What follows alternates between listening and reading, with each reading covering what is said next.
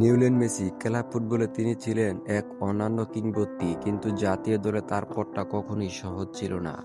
Hello দর্শকবৃন্দ, কেমন আছো তোমরা সবাই? আশা করি সবাই ভালো আছো। আজকের এই ভিডিওতে তোমাদের সবাইকে স্বাগতম।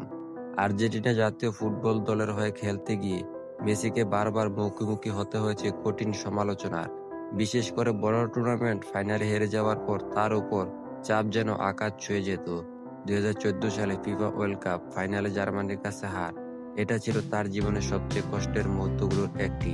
পুরো দেশ তার দিকে তাকিয়েছিল, কিন্তু স্বপ্নটা তখনও অধরা রয়ে যায়। এরপর একের পর এক কোপা আমেরিকা ফাইনালে হার। সমালোচকরা বলতে শুরু করেছিলেন, মেসি কি সত্যি দেশের জন্য কিছু করতে পারবে? অনেকেই তাকে তুলনা করত দিয়েগো ম্যারাডোনার সাথে। বলা হতো ম্যারাডোনা দেশের জন্য বিশ্বকাপ জিতেছে, কিন্তু মেসি পারেনি। এই তুলনা, এই ব্যর্থ আর এই অবিরাম চাপ সব মিলিয়ে একসময় ভেঙে পড়তেন লিওনেল মেসি। কিন্তু আসল গল্পটা এখান থেকেই শুরু। সব সমালোচনা শক্তি পরিণত করে নিজের খেলার মাধ্যমে জবাব দেন তিনি। অবশেষে 2021 সালে জিতলেন কোপা আমেরিকা, তার প্রথম বড় আন্তর্জাতিক ট্রফি। আর তারপর 2022 সালে জিতে নিলেন ফিফা ওয়ার্ল্ড কাপ, যা তাকে পৌঁছে দেয় ফুটবলের সর্বোচ্চ শিখরে।